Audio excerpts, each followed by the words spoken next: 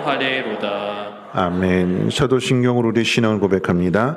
전능하사 천지를 만드신 하나님 아버지를 내가 믿사오며 그 외아들 우리 주 예수 그리스도를 믿사오니 이는 성령으로 잉태하사 동정녀 마리아에게 나시고 본디오 빌라도에게 고난을 받으사 십자가에 못 박혀 죽으시고 장사한 지 사흘 만에 죽은 자 가운데서 다시 살아나시며 하늘에 오르사 전능하신 하나님 우편에 앉아 계시다가 저리로서 산자와 죽은 자를 심판하러 오시리라. 성령을 믿사오며 거룩한 공예와 성도가 서로 교통하는 것과 죄를 사해 주시는 것과 몸이 다시 사는 것과 영원히 사는 것을 믿사옵나이다. 아멘. 다 함께 앉으셔서 찬송가 249장 찬송 후에 최은남 장로님 기도해 주시겠습니다.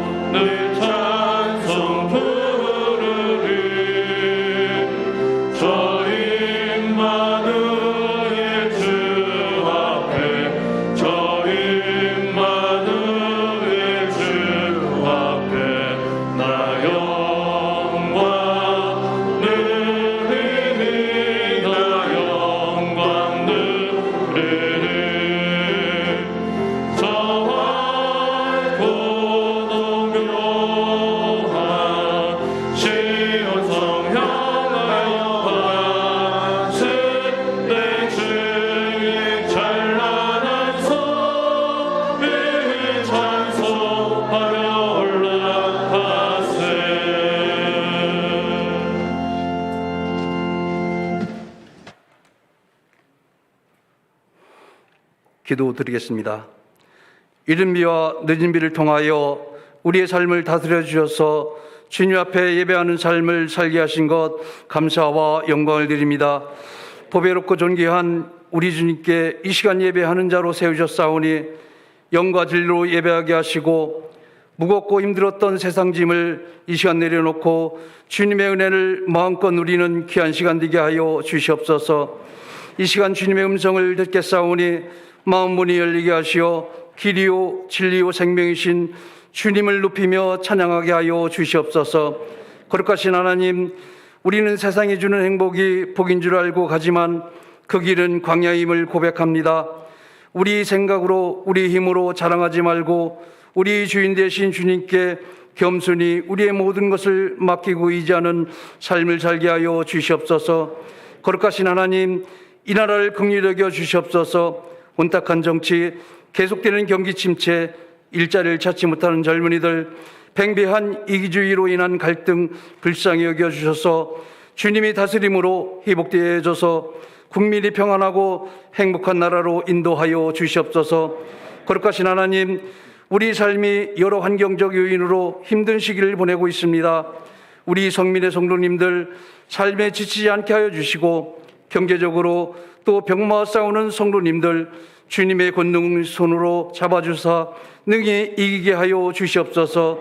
전능하신 하나님, 지극히 작은 자에게 한 것이 나한테 한 것이고 믿는 자를 핍박한 것 또한 나한테 한 것이기에 우리 성민의 모든 성도님들 말과 행함이 이 땅에서 주님 앞에 귀하게 사용되어질 수 있도록 인도하여 주옵소서. 이제 올 한 해도 반년의 시간을 보내고 있습니다. 혹여 우리가 세월을 허비하지 않았는지 돌아보게 하시고 지혜와 명철을 더하셔서 세운 계획들 주님 앞에 기쁨으로 드리는 교회 되게 하여 주시옵소서. 제대로에 세우신 목사님 능력의 말씀 전하게 하시고 그 말씀의 운동력으로 우리가 살아가는 동안 행함 있는 믿음으로 살아낼 수 있는 말씀 선포되게 하여 주시옵소서. 한 주일 동안도 교회를 위해 수고한 봉사자들 제단 위에 꽃을 들린 손길 찬양으로 영광 드리는 임마누엘 찬양대 주님의 복으로 가득 채워 주시옵소서. 보배롭고 존귀하신 예수님의 이름으로 기도하옵나이다. 아멘.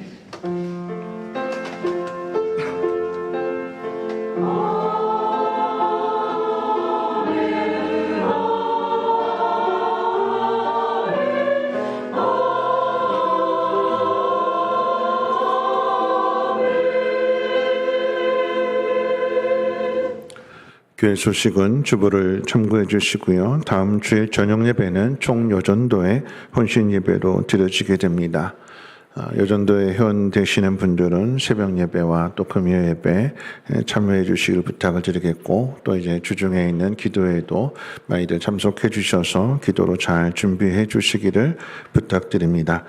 목자가 되시는 분들은 6월 24일 돌아오는 금요일 저녁 7시 30분 희애실에서 교육이 있다고 합니다. 많이들 참석해 주시고요.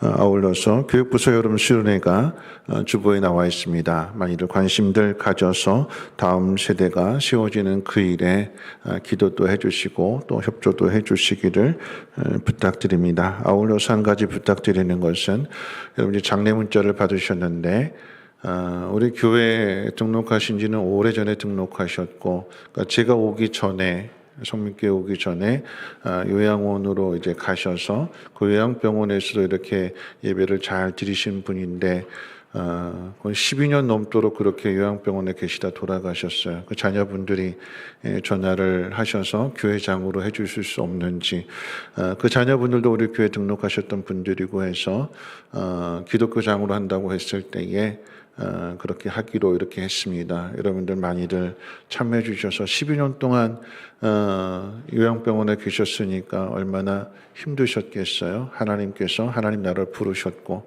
또 그 자녀분들로서는 또 이렇게 부모님을 잘 공경했기 때문에 이 기회를 통해서 하나님 앞에 나올 수 있도록 여러분들이 많이들 위로도 해주시고 격려해 주시기를 부탁드립니다. 3시 반에 교회에서 출발하도록 하겠습니다. 하나님 말씀 보도록 합니다. 하나님 말씀은 고린도 후서 4장 7절 말씀부터 15절까지, 제가 가진 성경으로는 신약성경 289페이지입니다. 고린도 후서 4장 7절로 15절, 신약성경 289페이지 7절부터 15절까지로 제가 봉독하겠습니다. 우리가 이 보배를 질그릇에 가졌으니 이는 심히 큰 능력은 하나님께 있고 우리에게 있지 아니함을 알게 하려 함이라. 우리가 사방으로 우겨쌈을 당하여도 쌓이지 아니하며 답답한 일을 당하여도 낙심하지 아니하며 박해를 받아도 버림받지 아니하며 거꾸로 뜨림을 당하여도 망하지 아니하고 우리가 항상 예수의 죽음을 몸에 짊어짐은 예수의 생명이 또한 우리 몸에 나타나게 하려 함이라. 우리 살아있는 자가 항상 예수를 위하여 죽음에 넘겨짐은 예수의 생명이 또한 우리 죽을 육체에 나타나게 하려 함이라. 그런즉 사망은 우리 안에서 역사하고 생명은 너희 안에서 역사하느니라. 기록된 바 내가 믿었으므로 말하였다 한 것 같이 우리가 같은 믿음의 마음을 가졌으니 우리도 믿었으므로 또한 말하노라. 주 예수를 다시 살리시니가 예수와 함께 우리도 다시 살리사 너희와 함께 그 앞에 서게 하실 줄을 아노라. 이는 모든 것이 너희를 위함이니 많은 사람의 감사로 말미암아 은혜가 더하여 넘쳐서 하나님께 영광을 돌리게 하려 함이라. 아멘. 임마누엘 찬양대 찬양이 있겠습니다.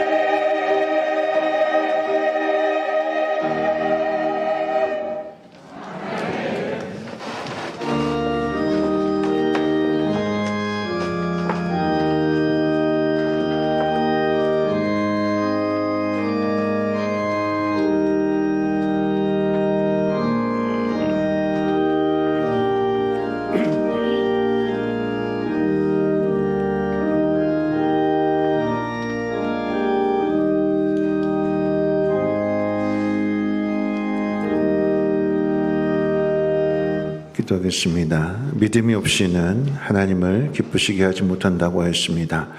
하나님을 찾는 자들마다 하나님의 살아계심과 또한 상 주심을 믿어야 된다고 말씀하셨기에 오늘도 하나님 앞에 믿는 마음으로 예배하며 또 귀한 예물을 하나님 앞에 드립니다.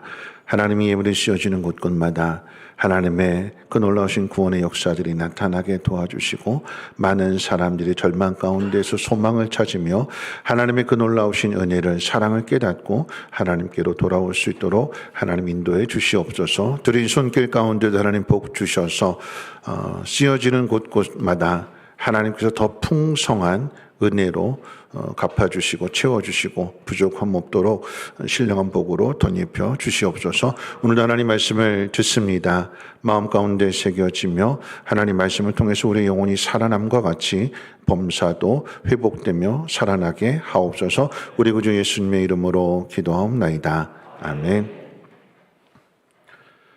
한 주일 동안도 편안하게 잘 지내셨는지요? 우리 옆에 분하고 문안하실 때 당신이 행복해야 교회도 행복합니다라고 하는 표현을 조금 바꿔서 이렇게 인사하겠습니다. 하나님이 당신을 사랑하십니다. 당신은 복 있는 사람입니다. 이렇게 인사하겠습니다. 네, 하나님은 당신을 사랑하십니다. 당신은 복 있는 사람입니다. 복 있는 사람이라고 하니까 좋죠. 네, 여러분 복 있는 사람입니다. 그 복을 많은 사람들과 함께 나눌 수 있는 풍성한 은혜가 있으시기를 주님의 이름으로 축원을 드립니다. 지난 주일은 성민교회가 설립된 지 40주년이 되는 주일이기도 했지만 기독교 절기로는 부활절 이후에 7주가 지났다 해서 오순절, 그리고 그 오순절에 성령이 임했다고 해서 성령 강림 주일로도 지켰습니다. 성령이 오셨기 때문에 성부와 성자와 성령의 사역이 나타났다고 해서 삼위일체 주일로도 알려져 있습니다. 그래서 지난주의 말씀을 삼위일체의 관점에서 교회가 무엇인지를 살펴보았습니다. 성부 하나님께서 우리를 선택하셨고 성자 예수 그리스도 안에서 우리를 구속하셨으며 또한 성령 하나님과의 교제를 통해서 우리 모두가 하나가 되게 하는 곳, 그것이 교회입니다. 한마디로 말하면 하나님이 세우신 교회이며 하나님의 사역으로 하나됨을 이루는 곳이 바로 교회입니다. 하나님의 은혜 가운데 이 성민교회를 건강하게 세워주셨고 또 여기까지 인도하셨고 나이로 친다고 하면 40살의 나이가 되었기 때문에 앞으로도 큰 어려움 없이 순풍의 돛을 단 듯이 잘 흘러갈까요? 아무런 문제가 없을까요? 있지요? 우리의 바람은 우리 앞에 아무런 고난이 없고 환난이 없기를 바라지만 언제 우리에게 풍랑이 불어닥칠지 비바람이 몰아칠지 우리는 그 앞을 알지 못합니다. 우리의 바람대로만 모든 것이 흘러가지 않는다라고 하는 것입니다.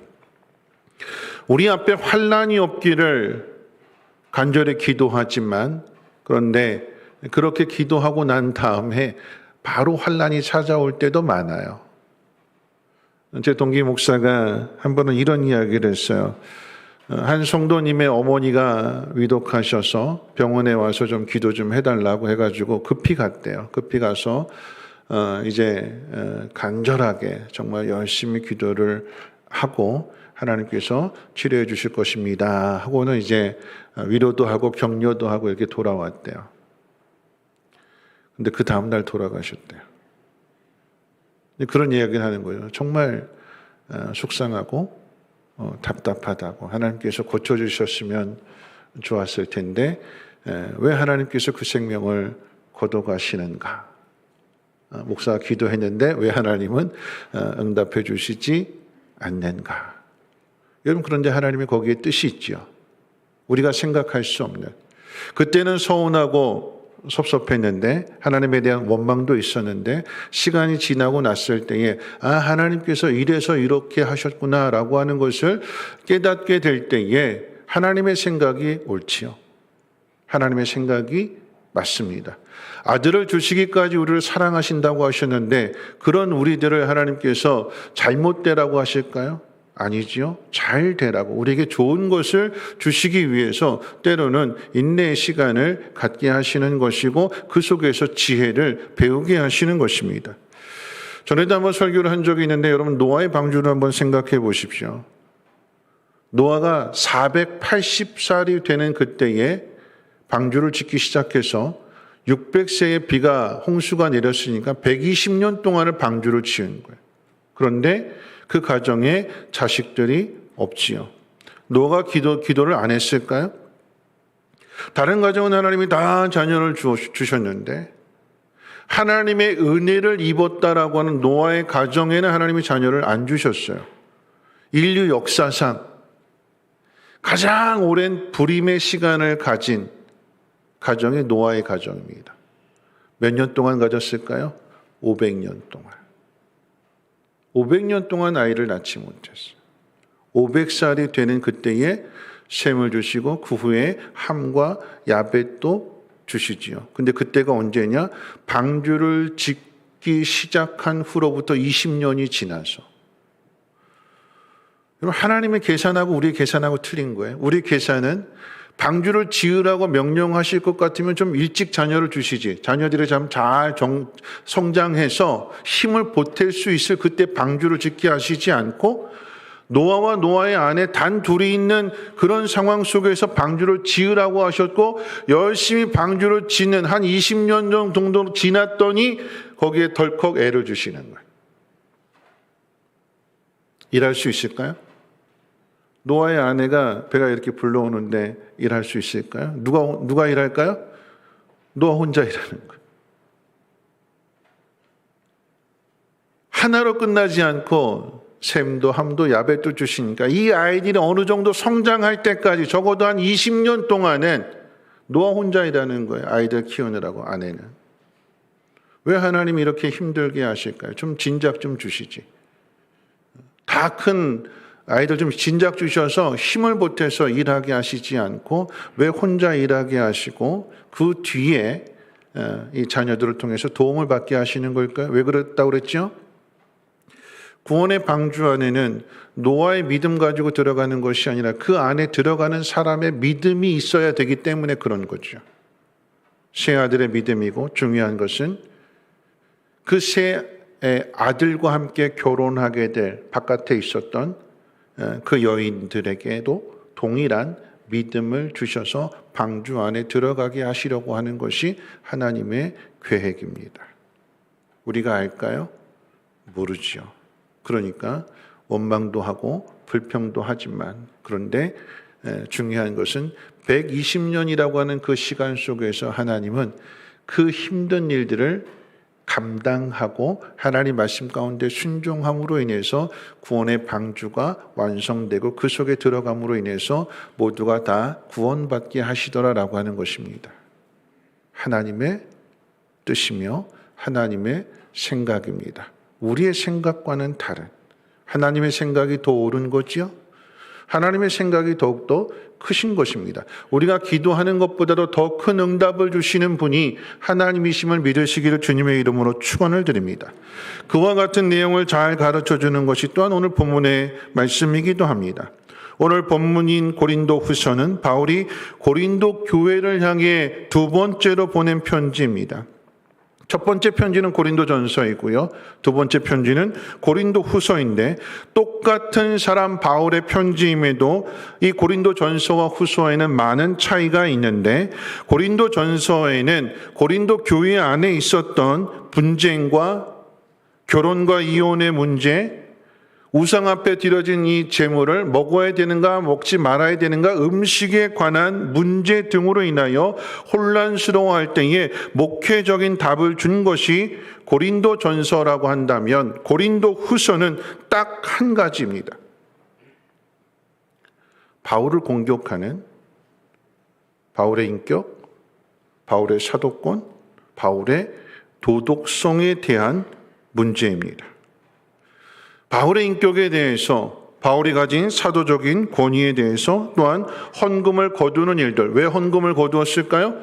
예루살렘 교회가 흉년으로 인해서 어려움을 당하게 될 때에 아시아에 있는 많은 교회들 영적으로 빚을 졌기 때문에 그 영적인 빚을 갚자, 함께 마음을 나누자, 그런 의미에서 헌금을 독려했는데 돈밖에 모른다, 헌금밖에 모른다, 헌금을 강조한다. 이것으로 인해서 계속해서 여러 가지 문제들로 인해서 복합적으로 결국은 바울의 사도권을 의심하면서 바울이 전한 복음마저도 믿지 않게 되더라라고 하는 것입니다. 여러분, 사단이 공격하는 것은 그 교회의 지도자를 공격하게 되는 거예요. 여러분, 이것은 사단의 전략일 뿐만 아니라 전쟁도 그렇잖아요. 전쟁도. 내 앞에 있는 적들보다도 중요한 것은 후방에 있는 사령부를 공격해야 되는 거예요. 사령부를. 그래야 왕을 죽이고 사령관을 죽여야 이 병사들이 지휘관이 없으니까 뿔뿔이 흩어지게 되는 사단의 전략인 거죠. 목자를 치면 양은 흩어집니다. 여러분, 우리 교회가 그런 교회이기 때문에 이런 말씀을 살펴보는 것이 아니라 사단은 끊임없이 교회를 무너뜨리려고 공격을 하고 있기 때문에 예방적인 차원에서, 교육적인 차원에서 이 말씀을 함께 생각해보고, 더 나아가서 이 문제는 단지 목회자만의 문제가 아니라 우리 교회 안에서 서로에 대한 오해와 불신이 쌓여지게 될 때 우리가 어떻게 해야 되는가? 다양한 사람들이 섞여져 있고 하나의 공동체를 이루고 있기 때문에 그 속에서 마음이 갈라지게 될 때, 다른 마음을 갖게 될 때 우리가 어떻게 해야 될 것인가, 교회는 어떤 곳인가를 오늘 본문을 통해서 한번 생각해 볼 텐데요. 오늘 본문을 통해서 기억해야 되는 것은 세 가지입니다. 첫 번째로, 하나님은 보배를 질그릇 속에 담아 주십니다. 우리 7절 말씀 같이 한번 읽어볼까요? 7절입니다. 시작. 우리가 이 보배를 질그릇에 가졌으니 이는 심히 큰 능력은 하나님께 있고 우리에게 있지 아니함을 알게 하려 함이라. 심히 큰 능력은 우리에게 있는 것이 아니라 하나님 앞에 있다라고 하는 것을 가르치기 위해서 보배와 질그릇이라고 하는 비유를 사용하고 있습니다. 그럼 제가 질문을 드리면, 그릇이 중요할까요? 보배가 중요할까요? 항상 이렇게 질문하면 둘 다요 이렇게 대답하시죠. 그릇이 중요할까요? 보배가 중요할까요? 둘 다예요. 답을 가르쳐 드렸잖아요. 둘 다예요. 그런데 그 중에서도 더 중요한 것을 꼽으라고 하면 뭘까요?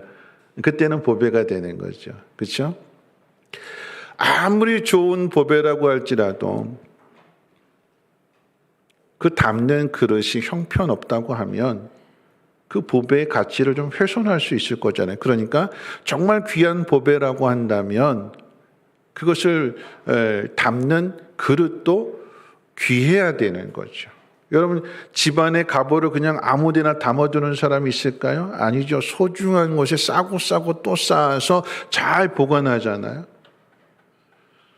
여러분, 그런데 하나님은 이런 사람들의 방식과는 다르게 가장 보배로운 것을 가장 깨지기 쉬운 질그릇에 담아두셨대요. 깨지지 않는, 변하지 않는 금이나 은으로 만든 금그릇, 은그릇이 아닌 흙으로 구워서 만든, 깨지기 쉽고 흠집나기 쉽고 갈라지기 쉬운 그런 그릇에다가 보배를 담아두셨대요. 보배는 예수 그리스도를 의미하는 것이고 질그릇은 우리들을 의미하는 것입니다. 특별히 오늘 본문의 상황과 관련하여서는 바울은 더 깨지기 쉬운 질그릇입니다. 바울을 더 깨지기 쉬운 질그릇으로 표현하는 데는 두 가지 이유인데, 하나는 바울이 예수를 믿기 전에 예수 믿는 사람들을 핍박한 과거를 가지고 있습니다.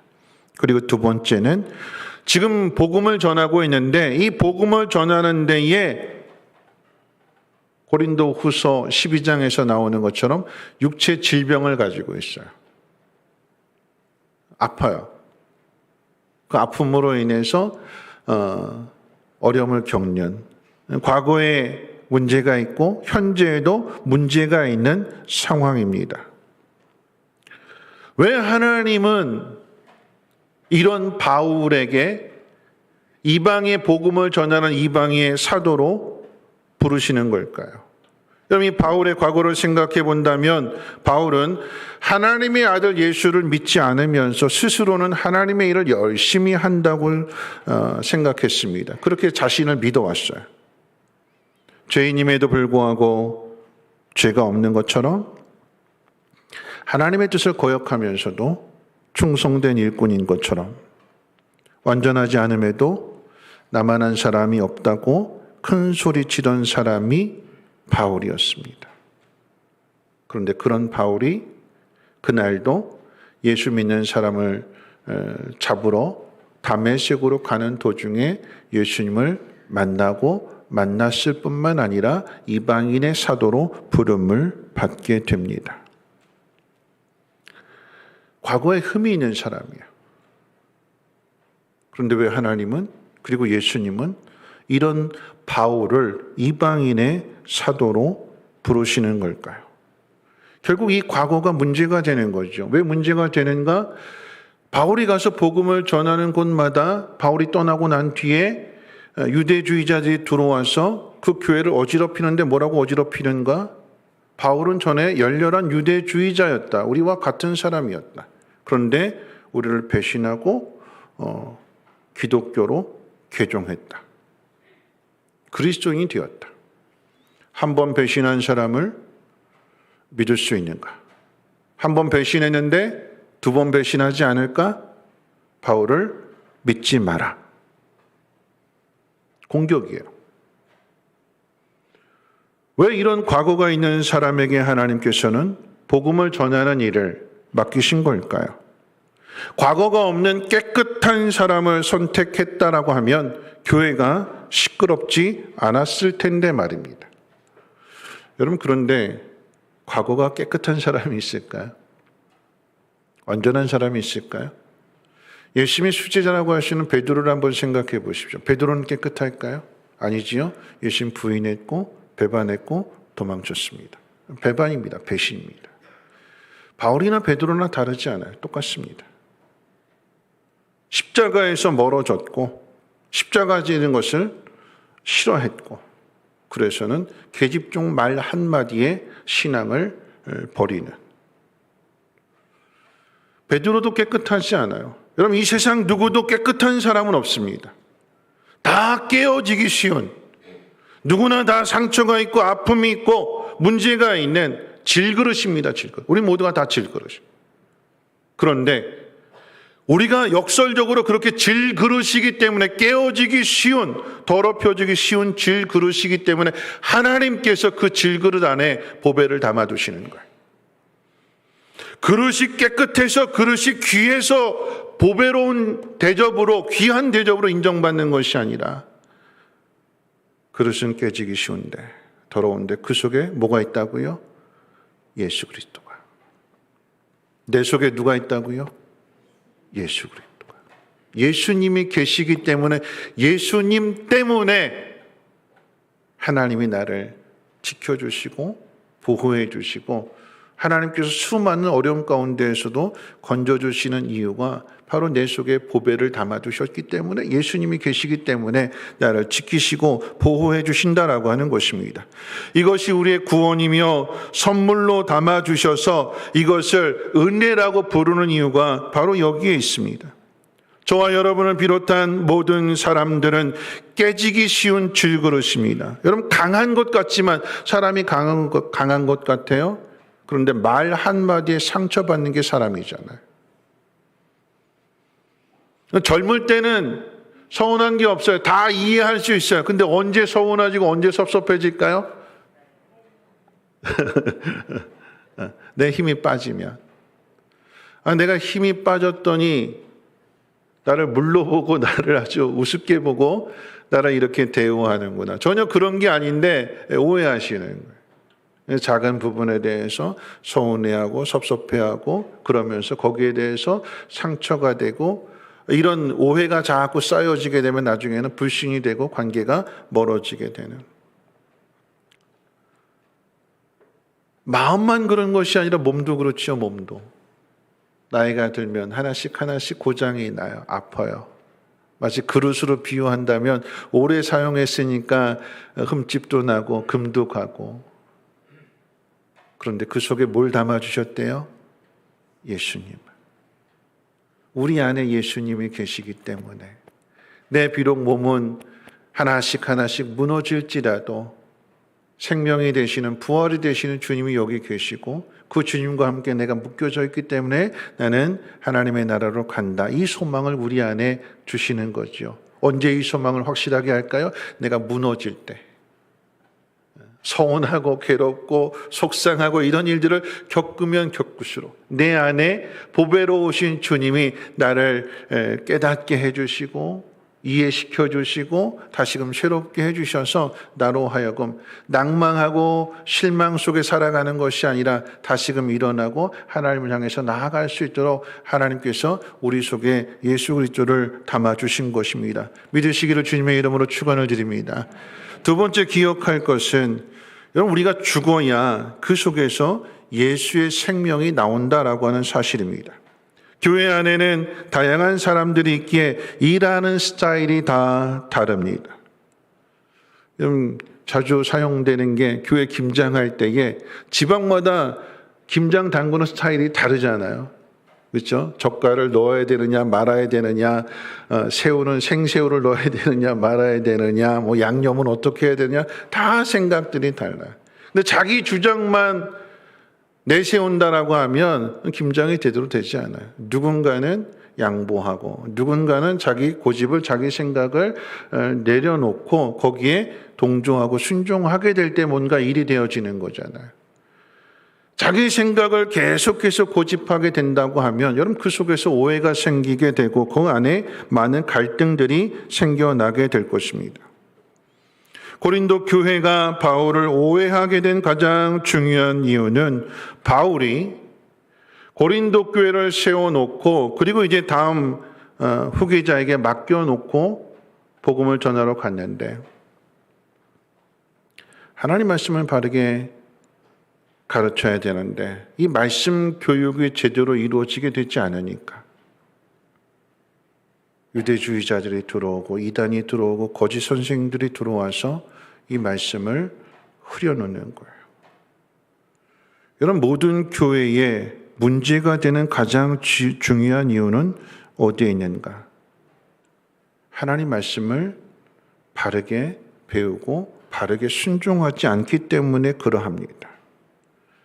말씀을 바르게 듣고 우리가 바르게 듣지 않으면 어떻게 될까요? 영적으로 병이 들어요. 예수님은 사람이 떡으로만 사는 것이 아니라 하나님 말씀으로 산다고 했기 때문에 우리가 하나님 말씀을 듣고 그 말씀 가운데 순종하게 될 때에 하나님의 사람으로 다듬어지게 되는 것이고 성령 안에서 하나됨을 이루어가는 것인데 말씀을 못 먹게 되니까 여러분, 사람이 병이 들어서 죽게 되는 이유는 곡기를 끊어서 죽는 거예요. 아파도 억지로라도 밥을 먹으면 이 밥을 통해서 영양분이 공급되어지게 되고 힘이 생겨나게 되니까 내 속에 있는 병마와 싸울 수 있는 거예요. 그런데 아프고 힘들고 그래서 밥을 안 먹으면 곡기를 끊으면 그럼 싸움에서 지는 거예요. 신앙도 똑같습니다. 내가 아무리 힘들어도 하나님 말씀을 먹으면 그 말씀이 내 속에서 은혜가 되면 그 말씀이 내 속을 살아있게 하는, 하나님 말씀은 살아있고 운동력이 있다고 그랬잖아요. 그 말씀이 들어옴으로 인해서 내 안에 있는 이 더러운 것들을, 악한 것들을 다 씻어내는 거예요. 불로 태우는 거예요. 그래서 말씀이 중요한 것입니다. 바울이 이 문제를 알기 때문에 고린도 전서도 그렇고 고린도 후서도 그렇고 편지를 보낼 때에 상황은 다 다를지라도 풀어가는 답은, 방식은 똑같아요. 무엇입니까? 복음입니다. 하나님 말씀을 다시 가르치는 거예요. 하나님의 말씀을 다시 가르쳤더니, 다시 전했더니 어떻게 되는가? 고린도 교인들이 그 말씀을 듣는 거죠. 여러분, 교회에 아무리 많은 문제가 있을지라도, 또 그 교회 양들이 아무리 혼란스러워 할지라도 바른 복음이 증거되면 양들은 그 복음을 듣고 모든 의심을, 모든 불심을 내려놓고 그 복음 때문에 살아나고 교회도 살아나는 거예요. 누가 이 일을 하실까요? 하나님이 하시는 거예요. 사람의 생각을 가지고 선은 이렇고 후는 그렇고 상대방을 이해시키기 위해서 조금 과장되게 거짓말도 하고, 그래서 사람을 이해시켜서 교회를 바로잡는 것이 아니라 교회를 바로잡고 바로 세우시는 분은 하나님이시기 때문에 하나님의 말씀을 바르게 선포하고 바르게 가르치게 될 때에 그 말씀을 듣는 이들이 살아나게 되는 것이고, 그래서 그 모든 문제가 해결되어지게 되는 것입니다. 여러분, 왜 교회 안에 문제가 끊이지 않는 걸까요? 왜 교회들마다 다툼이 생기고 또 오해가 생기고 불신이 생기고 왜 이런 문제들이 생기게 될까요? 가정도 그렇고 왜 우리의 삶 가운데 이런 수많은 어려움들을 하나님이 허락하시는 걸까요? 가장 중요한 이유는 사단의 공격 때문에 그런 거죠. 사단이 교회를 무너뜨리기 위해서, 우리가 하나님의 사람으로 하나님의 복을 받는 것을 사단이 시기하기 때문에 우리를 파멸시키기 위해서, 하나님에게서 멀리 떨어뜨려 놓기 위해서 사단이 공격하는 거예요. 오늘 사단의 공격을 바울이 본문 말씀을 통해서 네 가지로 표현하게 될 때에 8절과 9절 말씀 가운데 보면 이렇게 네 가지로 표현합니다. 사방으로 우겨쌈을 당하여, 답답한 일을 당하여, 박해를 받아도, 그리고 마지막 네 번째로 거꾸로 뜨림을 당해도. 이 네 가지 표현을 하나로 묶어서 표현하면 이런 표현입니다. 날마다, 숨쉬는 순간마다. 매일의 어려움입니다. 매일의 고난이요, 매일의 환난입니다. 우리가 새벽 예배 때 살펴보는 사무엘상에서 사울과 다윗의 관계가 그렇잖아요. 사울이 매일같이 다윗을 죽이려고 했다. 그러니까 다윗은 매일같이 공격을 받는 거죠. 왜 이런 공격을 받는 걸까요? 그 이유를, 그 답을 가르쳐 주는 것이 10절과 11절인데 우리 같이 한번 읽어볼까요? 10절, 11절 말씀 함께 읽겠습니다. 시작. 우리가 항상 예수의 죽음을 몸에 짊어짐은 예수의 생명이 또한 우리 몸에 나타내게 하려 함이라. 우리 살아있는 자가 죽음에 넘겨짐은 예수의 생명이 또한 우리 죽을 육체에 나타내게 하려 함이라. 여러분, 우리가 왜 죽음에 넘겨지고 왜 죽을 것 같은 고생을 왜 매일같이 하는 걸까요? 왜 그렇게 한대요? 예수의 생명이 나타나기 위해서 하나님께서 우리에게 그런 상황들을 허락하신대요. 누구를 위해서요? 예수를 위해서. 우리가 고난받는 이유가 여기에 있습니다. 왜 하나님은 이 고난을, 이 죽을 것 같은 상황들을 우리에게 허락하시는가? 그래야 우리 안에 보배가 담겨져 있고 우리는 예수님과 함께 묶여져 있기 때문에, 묶여져 있는 상황 속에서 내가 죽어야 누가 산대요? 내 속에 생명이신 예수님이 사신대요. 그래서 부활의 생명을 세상 가운데 나타내 주신대요. 이런 바울에게 적은 복음을 전하는데 복음을 받아들이지 않는 이방 사람들만 적이 아니라 교회 안에도 적이 있었어요. 여러분, 이런 모습은 바울만 그런 것이 아니라 예수님도 그러셨잖아요. 예수님을 십자가에 못 박은 것은 물론 빌라도이고 대제사장이고 로마 병사들이지만 바깥에 있는 적뿐만 아니라 예수님의 제자들 또한 예수님을 배반합니다. 그게 십자가잖아요. 아무도 예수님을 편들어 주지 않는, 그 십자가의 죽음을 이해하지 못하는. 그런데 그 속에서 예수님은 하나님 말씀을 따라 죽으셨어요. 그랬더니 하나님께서 죽은 예수님을 살리셨습니다. 그게 우리의 구원이잖아요. 그래서 예수님과 우리를 묶어주셨잖아요. 그럼 우리가 해야 될 일이 뭐라고요?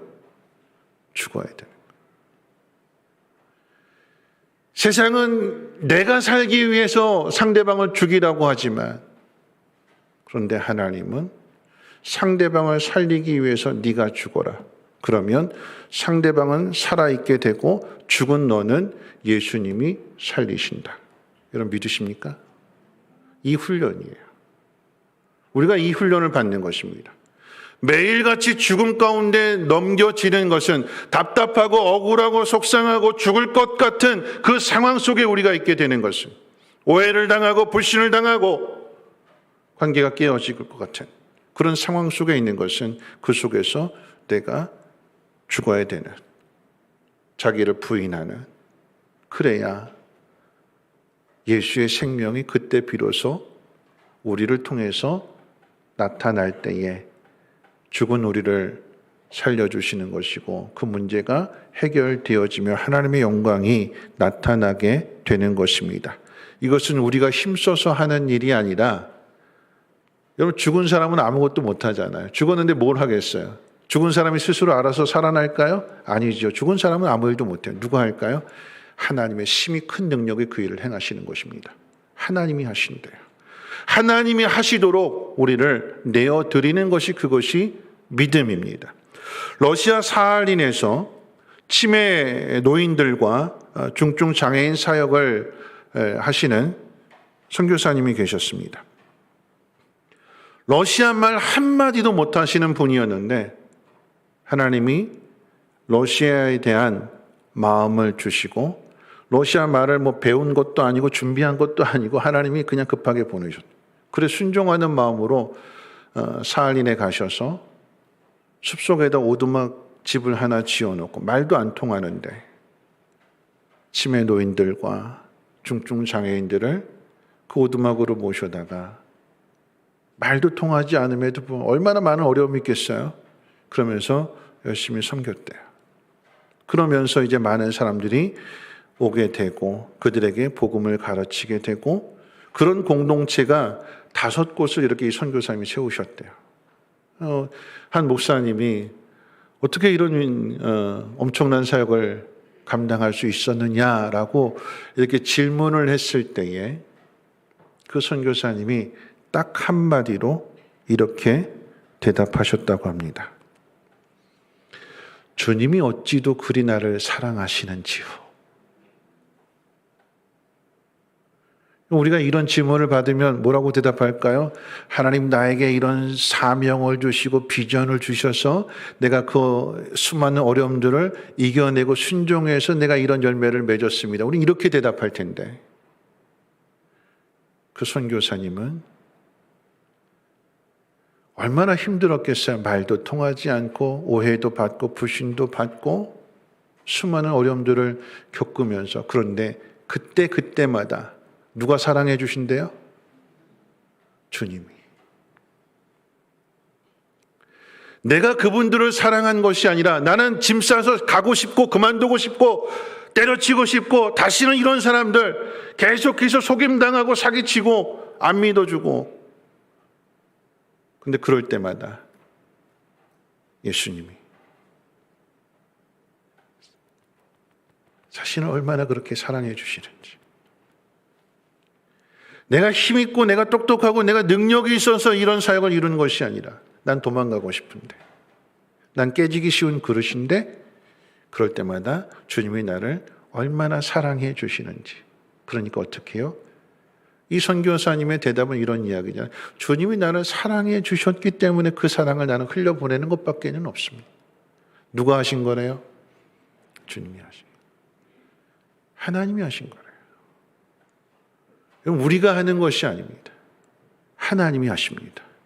우린 그저 하나님 말씀 앞에 죽는 것밖에 없어요. 순종하는 것밖에 없습니다. 그러면 그만두고 싶고 때려치고 싶고 다시는 안 보고 싶고, 근데 그럴 때마다 그 일을 감당할 수 있도록 하나님의 사랑을 우리에게 부어주셔서 하나님이 그 일을 이루어 가심을 믿으시기를 주님의 이름으로 축원을 드립니다. 자, 마지막 세 번째인데요. 우리 기억해야 되는 것은 교회는 같은 믿음의 마음을 가진 공동체다라고 하는 거죠. 바울의 입장에서도 날마다 죽어지는 것, 자기를 부인하는 것, 이런 바울로 쉬운 일이 아니었어요. 왜냐하면 선교 여행 초기에 바울은 바나바와 싸워서 갈라지게 되는데, 싸워서 갈라졌어요. 누구 때문에 갈라졌는가? 마가 때문에 갈라졌습니다. 마가. 중간에 도망친 마가. 바울의 입장에서는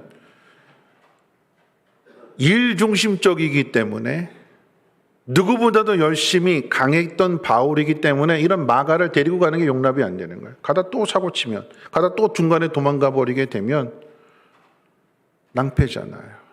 그러니까 애초에 난 꼴 보기 싫다. 난 안 데려간다. 네가 데려가라. 네가 데려갈 것 같으면 갈라지자. 바울이 그런 성격이었어요. 그럼 그랬던 바울이 어떻게 됐을까요? 그 마가를 자기 아들로 삼습니다. 꼴도 보기 싫다고. 바나바와 갈라지게 된 이유도 이 마가 안 본다고 그랬던 바울이었는데 어떻게 됐어요? 자기 아들로 삼습니다. 어떻게 이것이 가능할까요? 하나님 말씀 앞에서 바울이 날마다 죽어지니까.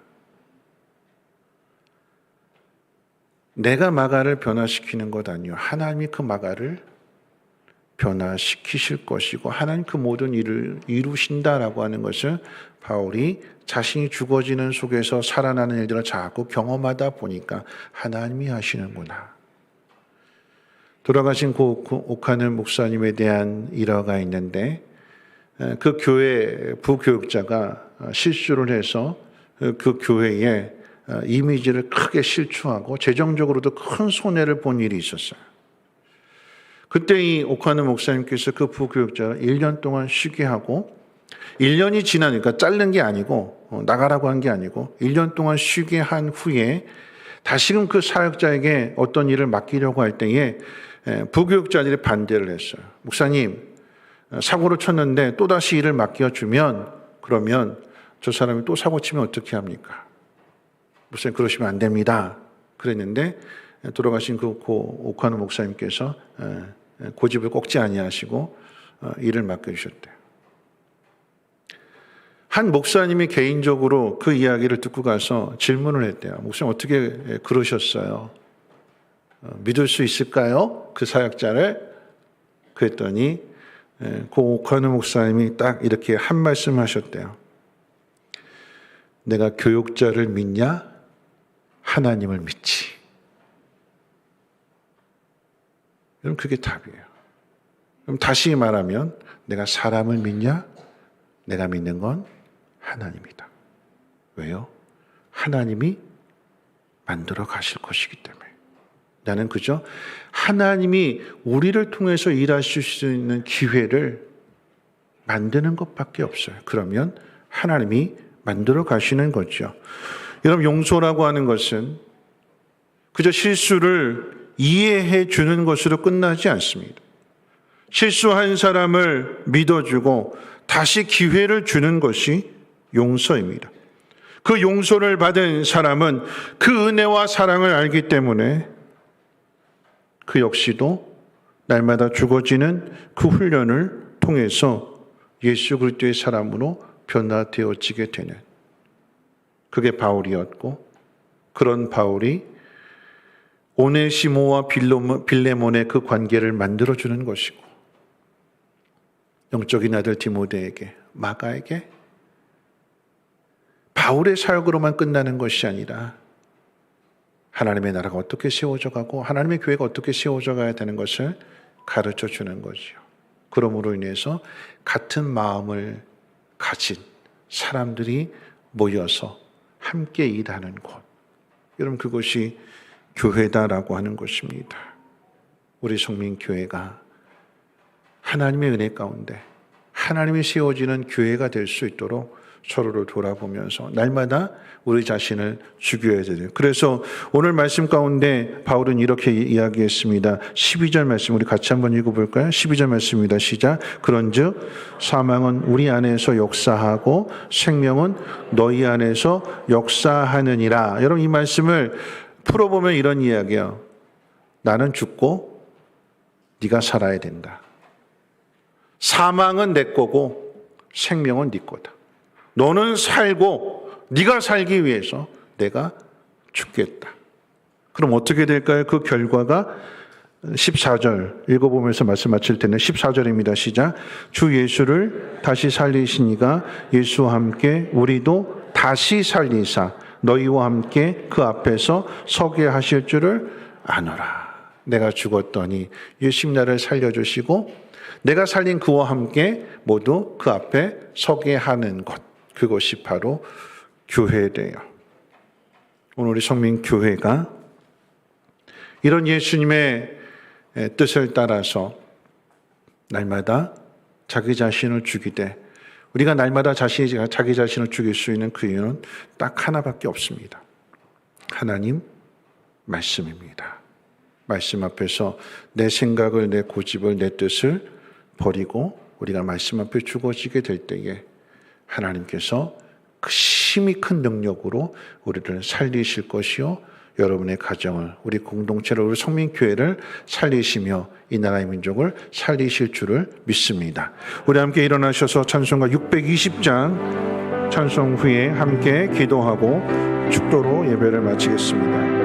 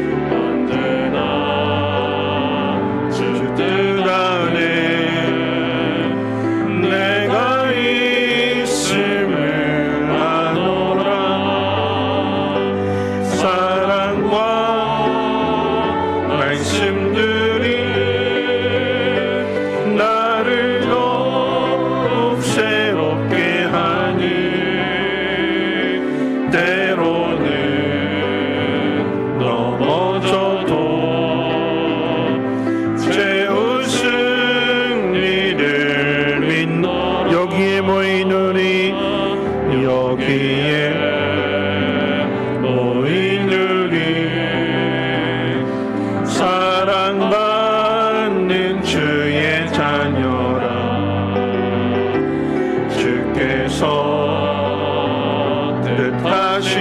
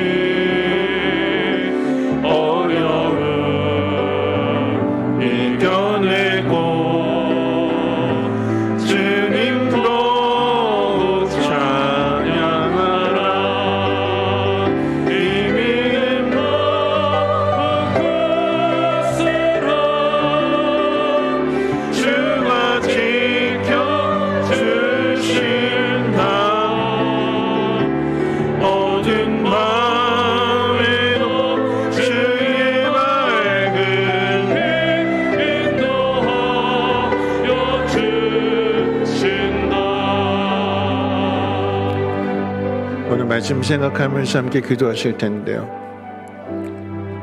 사방이 우겨싸임을 당하는 일, 피할 곳이 없죠. 답답한 일들, 박해를 당하는 일들, 나를 거꾸로 뜨리려고, 나를 넘어뜨리려고 공격하는 사람들 앞에서 여러분, 우리가 해야 될 일이 무엇일까요? 죽는 일이래요. 말씀을 따라서 죽는 일이래요. 그러면 그 속에서 주님이 우리를 살려주신대요. 여러분, 노아의 이야기를 제가 전했죠. 방주를 짓는데 혼자 짓는 거잖아요. 왜 진작 좀 주시지 않고. 그런데 그 홀로 그 방주를 지을 때에 그 선교사님이 대답하셨던 그 대답, 주님이 어찌 그리 나를 사랑하시는지, 주님이 사랑해 주셔서, 주님이 은혜를 주셔서 내가 이 모든 일들을 이루어올 수 있었습니다. 우리의 고백이 그런 고백이 되어야 되지 않을까요? 내가 능력이 있어서, 내가 잘나서 일을 하는 것이 아니라 나는 그만두고 싶고, 나는 때려치고 싶고, 그런데 그럴 때마다 주님이 나를 어찌 그리 사랑하시는지, 그 사랑을 깨닫기에 그저 나는 그 사랑을 전해주는 것뿐입니다. 오늘 우리에게 주어진 수많은 어려움들 속에서 주님의 사랑을 깊이 깨닫고 그 사랑을 흘려보낼 수 있는, 전해줄 수 있는 믿음의 사람들에게 우리 함께 통성으로 하나님 앞에 기도합니다. 거룩하신 하나님, 감사합니다. 하나님, 사방에 우겨싸임을 당하고 박해를 당하고 거꾸로 뛰림을 당하고 답답한 일을 당할 때에 그만두고 싶고 모든 것 내려놓고 싶고 도망가 버리고 싶은, 그런데 그럴 때마다 주님이 어찌 그리 우리를 사랑하시는지, 그 사랑으로 인하여 감당하게 하시고 그 사랑으로 인하여 견뎌내게 하시며 또한 말씀을 통하여 우리를 새롭게 해주십니다. 하나님의 말씀 앞에 날마다 죽어지게 될 때에 우리가 그 속에서 예수 그리스도의 생명을, 부활의 생명을 세상 가운데 증거하며 나타날 수 있는 믿음의 통로들 되어지게 도와주시옵소서. 어렵고 속상하고 답답한 일들이지만 그 속에서 나를 다듬어지게 도와주시고, 나 홀로 서 있는 것이 아니라 믿음이 연약한 지체들을 사랑하고 품어주고 이해해주고 도와줌으로 인하여 함께 주님 앞에 설 수 있는 같은 마음을 가진 믿음의 공동체가 되어줄 수 있도록 은혜 베풀어 주시옵소서. 환난을 당할지라도 넘어지지 아니하게 하시고 그 환난을 이겨낼 수 있는 우리 모두가 되게 도와주시옵소서. 우리 안에 보배가 있음을 우리는 깨어지기 쉬운 질그릇이지만 그렇기 때문에 우리 안에 예수 그리스도를 담아주신 이 하나님의 놀라운 섭리를 깨닫게 해주시고, 하나님 우리 안에 있는 그 보배를 세상 가운데 잘 드러낼 수 있는 하나님 좋은 그릇들 되어줄 수 있도록 은혜 베풀어 주시옵소서. 함께 하실 것을 믿으며 예수님의 이름으로 기도합니다. 하나님, 그렇습니다. 우리가 죽음 가운데 넘겨지게 되는 것은 우리를 죽이시고자 함이 아니라 우리 속에 있는 예수의 생명을 나타내시기 위함인 것을 깨닫게 해주셔서 날마다 어렵고 힘든 상황 속에서 하나님 말씀 앞에 죽어지게 하시고, 그러할 때 예수 그리스도의 생명이 우리를 살게 해 주옵소서. 내가 살게 한 그들과 함께 같은 마음으로 하나님 앞에 서기를 소망하오니 하나님 우리의 가정이 그러한 가정 되게 하시고 우리 성민교회가 그런 교회가 되어줄 수 있도록 은혜 위에 은혜를 덧입혀 주시옵소서.